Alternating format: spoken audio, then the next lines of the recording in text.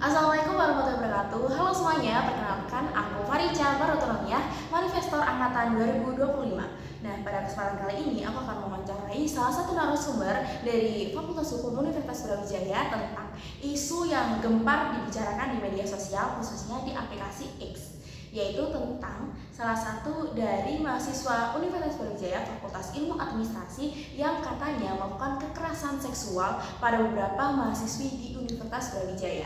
Dan hal tersebut sudah sampai ke tahap hukum karena katanya mencemarkan nama baik dari si pelaku yang diduga melakukan kekerasan seksual tersebut. Baik, langsung aja kita melakukan wawancaranya ya. Oke, halo Kak. Halo. Boleh kenalin dulu kakak namanya siapa dan dari fakultas mana nih? Halo teman-teman semua, perkenalin nama aku Adila Horea Uma, salah satu mahasiswa baru dari Fakultas Hukum Universitas Brawijaya. Oke, jadi kakak tahu nggak sih ada isu yang akan diperbincangkan pada mahasiswa baru khususnya tentang salah satu mahasiswa dari Fakultas Ilmu Administrasi yang katanya melakukan pelecehan seksual. Iya sih, aku juga pernah dengar kayak isu itu, dan jujur itu lumayan gempar ya, karena pada saat itu katanya salah satu pelaku ini merupakan salah satu wakil dari kegiatan besar kita itu Rabrau yang menyambut kita para maba itu ya. Jujur kayak kaget banget ya, ternyata yang jadi wakil ketua pelaksana kita pas Rabrau tuh melakukan hal seperti itu gitu. Dan menurut aku itu benar-benar tindakan yang kejahatan banget, dan dia juga banyak lagi kan korbannya. Dan itu tuh sebenarnya bisa loh kena pasal pidana, karena ya kekerasan itu hal yang merugikan orang lain, menyakiti orang lain. Apalagi ini konteksnya juga dengan kekerasan seksual ya. Sementara itu memang di kampus ini tuh tidak hanya di Universitas Brawijaya, tapi marak juga di kampus-kampus lain terkait tentang bullying, kekerasan seksual, dan itu tuh masih sering terjadi, dan upaya pensolusiannya itu belum secara baik gitu dilaksanakan seperti itu. Oke, baik, betul sekali. Memang korban tersebut perlu dipidanakan ya Kak. Namun kita melihat bahwa kasus tersebut ternyata malah si korbannya ini dibawa ke ranah hukum. Jadi tanggapan kakak itu sebenarnya gimana sih? Apakah sebenarnya boleh si korban ini dipidanakan? Dan apakah perbuatan pelaku tersebut sebenarnya benar apa tidak untuk kacamata kakak sebagai mahasiswa hukum? Menurutku ini sebenarnya tergantung sih. Mungkin karena kita mungkin tidak tahu kasusnya secara spesifik dan kenyataannya seperti apa. Karena mungkin terkadang hal yang ditunjukkan di media sosial itu kita belum tahu secara kenyataannya seperti apa. Karena banyak juga kan kasus-kasus yang ternyata sang korban itu adalah pelaku dan sang pelaku itu adalah korban. Dan itu banyak itu terjadi. Maka kita sebagai para masyarakat yang mendapatkan informasi tersebut itu harus bisa mengolah informasi itu dengan baik. Kita mencari tahu dulu kebenarannya seperti apa, dan jika memang benar ternyata ada hal-hal yang janggal di kasus tersebut, itu bisa kita coba ulik kembali dan kita cari tahu kembali gitu. Tapi jika sudah jelas bahwa korban ini merupakan benar-benar korban yang ya perlu perlindungan dan bantuan, maka menurut saya tidak pantas seorang pelaku untuk melaporkannya seperti itu. Karena bayangkan jika menjadi seorang korban sudah dia mendapatkan kekerasan dan segala macam, tapi dia juga masih tidak dipercaya oleh masyarakat, tidak dipercaya oleh publik, dan sehingga dia juga harus merasakan betapa sakitnya harus menanggung kesalahan yang bukan salah dia juga gitu, seperti itu. Jadi menurut saya tidak pantas sih kalau misalkan emang bukan salah sang korban. Oke, baik, betul sekali. Terus kakak ini apakah kita sebagai korban memang diwajibkan untuk mempublikasikan tentang hal-hal yang ranahnya itu seperti pelecehan seksual pada diri kita, apa sebenarnya kayak nggak usah gitu?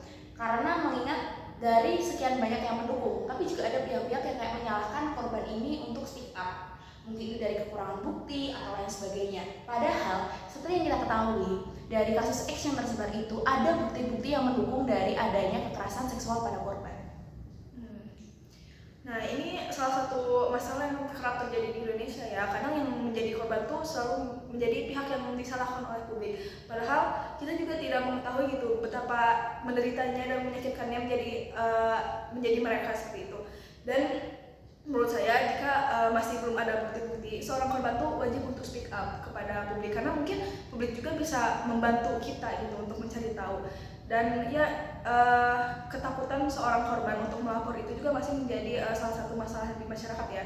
Jadi kadang ujung-ujungnya diketahui itu sudah terjadi banyak kekerasan, itu udah terlalu jauh dan korban pun sudah menderita terlalu lama. Jadi ketika kita sudah mendapatkan kayak tanda-tanda adanya kekerasan seksual, adanya mungkin perilaku bullying segala macam, itu harus cepat ditangani seperti itu. Dan apalagi ini kasusnya sudah banyak bukti-bukti, seharusnya ini tuh bisa ditangani dengan cepat, dan sang pelaku juga harus cepat-cepat ditangani seperti itu. Oke, baik. Terus menurut kakak, sebagai sebuah institusi perguruan tinggi, Universitas Brawijaya itu harusnya melakukan hal yang seperti apa untuk para pelaku yang bukan hanya dari mahasiswa Fakultas Ilmu Administrasi saja, karena kita mengingat bahwa banyak sekali kasus-kasus yang sudah terjadi di Universitas Brawijaya seperti bullying ataupun kekerasan seksual dan lain sebagainya. Jadi Universitas Brawijaya itu harusnya berperan lebih seperti apa sih Kak? Ya, seharusnya Universitas Brawijaya sendiri sih punya konsekuensi tertentu untuk adanya hal-hal seperti itu. Setahu saya di FH sendiri sih ada yang namanya BKPH. Nah, itu tuh untuk menangani masalah kayak kekerasan seksual dan bullying seperti itu. Dan secara realisasinya harusnya bisa dilaksanakan secara efektif dan efisien juga seperti itu. Nah, karena mahasiswa merupakan masyarakat dari institusi tersebut, dan kita sebagai mahasiswa itu merupakan tanggung jawab dari kampus ini. Maka perlu bagi para dekan-dekan ataupun dosen-dosen dan rektor-rektor untuk aware dengan masalah-masalah yang terjadi di masyarakat mahasiswa seperti itu. Dan juga harus mempertegas kebijakannya dan juga memberikan transparansi terhadap tindak lanjut dari kasus-kasus yang terjadi seperti itu. Oke, baik. Lalu kalau menurut kakak, jika mahasiswa tersebut diberi sanksi sosial berupa drop out ataupun lain sebagainya, menurut kakak apakah pantas atau masih kurang? Menurut aku pantas sih, tapi selain tadi kan perlu ada sanksi sosial yang mungkin dia di drop out ataupun mungkin diskors dan segala macam, tapi sang pelaku juga harus diberikan semacam bukan rehabilitasi juga ya, pokoknya diberikan seperti konsultasi gitu, kayak dicari tahu apakah memang dia ada trauma sehingga dia melakukan kekerasan seperti itu. Pasti karena karakter seseorang bisa melakukan sebuah kejahatan itu biasanya ada latar belakangnya yang terjadi sebelumnya gitu, sampai dia bisa melakukan hal tersebut. Dan itu tuh harus coba diulik dan juga direhabilitasi seorang pelakunya. Mungkin dia bisa sembuh dan tidak melakukan kekerasan seperti itu lagi. Karena jika sudah menjadi sesuatu yang bagi dia adalah hal yang wajar, itu tuh bisa terjadi kembali ke mahasiswa lainnya, dan ya itu pun akan menambah korban-korban lagi seperti itu. Oke, baik. Lalu menurut kakak, jika kita sebagai korban sudah melakukan hal-hal seperti melaporkan atau kayak speak up di media sosial, lalu jika memang dirasa hal tersebut masih belum bisa mengobati rasa traumanya tuh harus diapakan Kak para korban-korban tersebut? Apakah memang harus direhabilitasi atau diberikan penanganan yang lainnya, atau memang dari pihak kampus itu harus memberikan wadah untuk para mahasiswa yang memang memiliki masalah seperti kekerasan seksual ataupun bullying yang lainnya itu untuk memberikan saran ataupun kritik tentang bagaimana pihak kampus harus menangani kasus-kasus tersebut? Ya, sebagai mahasiswa pasti kita memiliki hak untuk berbicara ketika mungkin ada sesuatu hal yang dirasa kurang, terutama kayak terjadinya kasus-kasus kekerasan atau pembulian di kampus ini tuh masih kurang ada tindak lanjutnya. Itu tuh kita wajib untuk mengkritisi pihak kampus kita seperti itu. Dan apa sih yang harus kita lakukan terhadap korbannya, terutama dari lingkup pertemanannya dan mahasiswa sendiri harus diedukasi terlebih dahulu. Jika ada korban dari kekerasan itu kita harus seperti apa ya, kita harus mensupport dia, kita harus memberikan perhatian, kepedulian kepada mereka, karena kita tidak tahu apa yang dia rasakan itu selama ini.